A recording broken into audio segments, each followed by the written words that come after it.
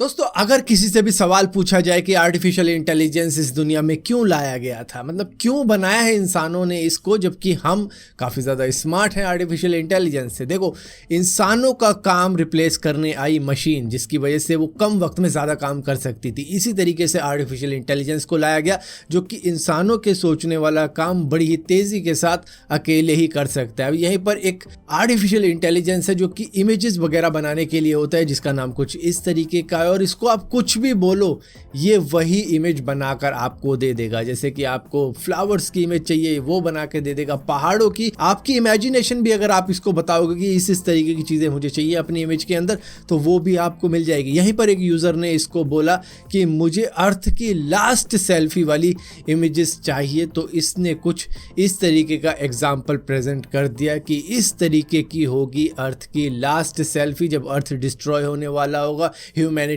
बचने नहीं वाली होगी, तो सेल्फीज कुछ इस तरीके की होने वाली। तो आर्टिफिशियल इंटेलिजेंस को भी मालूम है कि कितनी खराब चीज़ें कर रहा है इंसान इस धरती के लिए। दोस्तों, ऊबर ने ओला के साथ में मर्ज होने की रिक्वेस्ट करी है, लेकिन ओला ने इसको टोटली रबिश कहा है, जिसमें भावेश अग्रवाल जो ओला के सीईओ हैं, उन्होंने कहा है कि हम बड़े प्रॉफिट में चल रहे हैं, हम बहुत ही तेज़ी से ग्रो हो रहे हैं और हमें ज़रूरत नहीं है किसी भी ऐसी कंपनी के साथ में जुड़ने के लिए जो कि इंडिया के अंदर सर्वाइव ही नहीं कर पा रही, जिसकी वजह से वो इधर उधर ढूंढ रही है कि कोई मुझे पार्टनर मिल जाए, किसी के साथ में पार्टनरशिप में चल लूँ, आगे बढ़ लूँ। दरअसल ऊबर अमेरिका के अंदर काफ़ी ज़्यादा चलती है और ये अमेरिकन ही कंपनी है जो कि चाह रही है कि किसी तरीके से ओला के साथ में जुड़ लिया जाए ताकि अपने आप को बचाया जा सके, वरना ये इंडिया में टिक भी नहीं पाएंगे।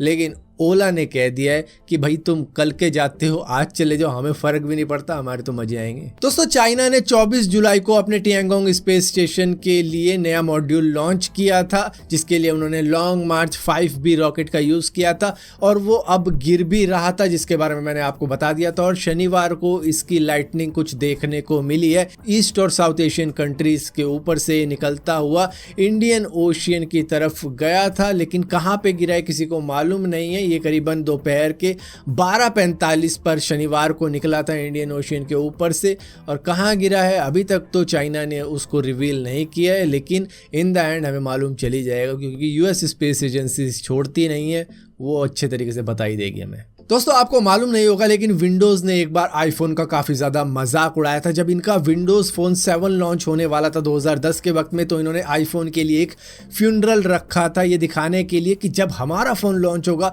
तो आईफोन कहीं नज़र भी नहीं आएगा। लेकिन आज विंडोज़ फ़ोन ही नज़र नहीं आते। ये तो उसी तरीके से है जिस तरीके से बांग्लादेश वर्ल्ड कप में अपनी जीत हासिल करने से पहले ही काफ़ी ज़्यादा सेलिब्रेट कर रहा था और इन द एंड हार गया था। दोस्तों, आप कितनी ही प्राइवेसी रखो, लेकिन जब भी आपका फ़ोन रिपेयर होने के लिए जाता है तो आपकी प्राइवेसी सारी ही वहीं पर तहस नहस हो जाती है, क्योंकि आपकी इमेज भी बंदा देख सकता है जो आपका फ़ोन रिपेयर कर रहा है, आपके मैसेज भी पढ़ सकता है, आपके व्हाट्सएप भी चेक कर सकता है, आपकी वीडियोज़ भी देख सकता है। तो सारा ही पर्सनल डेटा उसके पास में आ जाता है एक तरीके से। लेकिन सैमसंग ने अपने यूज़र्स के लिए एक नया फीचर अनाउंस किया है जिसको रिपेयर मोड कहा जाता है। इसके अंदर क्या होगा, एक बार जब आप अपने फ़ोन को रिपेयर मोड में डाल दोगे तो आप अपना फ़ोन किसी भी बंदे को दो रिपेयर करने के लिए, तो वो आपका पर्सनल डेटा नहीं देख सकता है और सभी एप्लीकेशन उसमें इंस्टॉल्ड होगी, सब कुछ होगा, लेकिन डेटा को एक्सेस नहीं कर पाएगा, जो कि आपकी प्राइवेसी को प्रोटेक्ट रखेगा। अब आप कहोगे कि अगर फ़ोन बिल्कुल ही डैमेज हो गया तो कैसे होगा, ये मोड तो हम तब एक्सेस ही नहीं कर पाएंगे। जी हाँ, तब नहीं कर पाओगे, लेकिन बैटरी चेंज करवाना या फिर कोई कैमरा काम नहीं कर रहा है या फिर दूसरे कुछ फॉल्ट आ जाते हैं तो उसमें आप इसका यूज़ कर सकते हो। दोस्तों, इस दुनिया के अंदर कभी भी इस तरीके की सर्जरी नहीं हुई है, लेकिन पहली बार अमेरिका के न्यूयॉर्क के अंदर HIV positive heart transplant operation किया गया है। वो भी सक्सेसफुल रहा है। ये न्यूयॉर्क के अंदर हुआ था। 4 घंटे का ये ऑपरेशन रहा था, जहाँ पर 60 साल की वो महिला थी जिसको एडवांस हार्ट फेलियर हो रखा था, लेकिन उसको हार्ट कोई डोनेट करने वाला नहीं मिल रहा था। लेकिन वहीं पर एक HIV पेशेंट की मौत हो गई थी, जिसकी वजह से उसका हार्ट इसको लगा दिया गया था और ये सक्सेसफुल रहा है।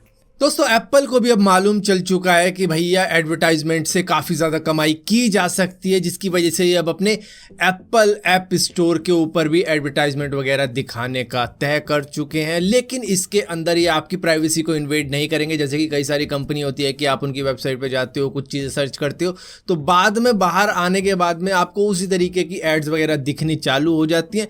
वो चीज़ आपके साथ में नहीं होगी। लेकिन हाँ, अब एप्पल का पेज है तो भाई पैसे काफ़ी ज़्यादा लेंगे ये अब किसी की भी एडवर्टाइजमेंट लगाने के लिए, तो इनको तो वैसे ही फायदा होने वाला है। दोस्तों ये जो आप बच्चा देख रहे हो ये आपको 14-15 साल का लग सकता है। ये चाइना का माओ शेंग है जो कि एक्चुअली में 27 साल का है। लेकिन इसकी लुक्स की वजह से, क्योंकि बच्चे की तरह लगता है, इसको वहाँ पर कोई भी कंपनी जॉब देने को ही राज़ी नहीं हो रही थी, जिसकी वजह से ये टिकटॉक पे आया। वहाँ का जो डोइंग है तो उस टिकटॉक के ऊपर आकर इन्होंने अपनी प्रॉब्लम्स को जाहिर किया कि इस तरीके से मुझे रिजेक्ट किया जा रहा है क्योंकि मेरा लुक थोड़ा सा बच्चे जैसा है, जबकि मैं 27 साल का हूँ और मैं अपनी फैमिली को फाइनेंशियली सपोर्ट करना चाहता हूँ क्योंकि कंडीशन उतनी ज़्यादा अच्छी नहीं है, लेकिन फिर भी मुझे जॉब नहीं मिल पा रही, जबकि मैं करना चाहता हूँ। और इस वीडियो के वायरल होने के बाद में इसको कई सारी कंपनी ने अपने इंटरव्यू में बुलाया और उसके बाद में फाइनली अब इसको जॉब मिल चुकी है। तो टिकटॉक इतना भी ज़्यादा बुरा नहीं है, लोग अपनी मजबूरियां भी दिखाते हैं वहाँ पे। दोस्तों गवर्नमेंट ने 5G स्पेक्ट्रम ऑक्शन करवाया था, जिसके अंदर रिलायंस जियो ने सबसे ज़्यादा पैसे इन्वेस्ट करे हैं, करीबन 88,000 करोड़ रुपए। इसके बाद में आता है एयरटेल जिन्होंने 43,000 करोड़ रुपए इन्वेस्ट किए। इसके बाद में आता है VI यानी वोडाफोन और आइडिया जिन्होंने 19,000 करोड़ रुपए स्पेंड किए हैं। और इसके बाद में आता है अडानी ग्रुप जिन्होंने 212 करोड़ रुपए ही सिर्फ लगाए हैं। तो टोटल करीबन 1,50,000 करोड़ रुपए में ये पूरी की पूरी 5G स्पेक्ट्रम ऑक्शन कंप्लीट हो चुकी है। और यहाँ पर दोस्तों नथिंग फोन 1 का रिपेयरेबिलिटी स्कोर काफ़ी ज़्यादा पुअर निकल कर आया है, क्योंकि इसको जिस तरीके से बनाया गया है वो टेक्निकली थोड़ा सा मुश्किल रहेगा रिपेयर करवाना इसको। लेकिन फिर भी आपको चिंता करने की ज़रूरत नहीं है क्योंकि वारंटी के अंदर है, तो क्या ही दिक्कत है। लेकिन वारंटी के बाद में अगर कुछ दिक्कत आती है इसके अंदर तो शायद थर्ड पार्टी वालों के भी पसीने छूट जाएं इसको रिपेयर करने में। दोस्तों वैसे तो हम सभी को मालूम है कि कई सारे स्ट्रे डॉग ऐसे होते हैं जो कि गाड़ियों के पीछे भौंकते रहते हैं, बाइक्स के पीछे भौंकते रहते हैं, भागते हैं उनके पीछे। लेकिन इस तरीके की वीडियो आपने काफ़ी कम देखी होगी जहां पर एक डॉग बच्चों की हेल्प कर रहा है रोड क्रॉस करवाने में और सभी गाड़ियों के ऊपर भौंक रहा है जो कि आगे बढ़ रही हैं। मतलब थोड़ी सी भी आगे बढ़ेगी तो उनके ऊपर भौंक भौंक के उनको रुकवा रहा है कि रुक जाओ, बच्चे रोड पार कर रहे हैं। और इस तरीके की शायद आपने भेड़ बकरियों वाली वीडियो देखी होगी जिसके अंदर एक गार्डियन डॉग होता है, वो भी सेम चीज़ ही करता है। मतलब उस पूरे के पूरे ग्रुप को वो एक साथ रखने की कोशिश करता है और वो भेड़िए से, तेंदुए से या फिर दूसरे जानवरों से इन शिप्स को, गोट्स को बचाने की कोशिश करता है।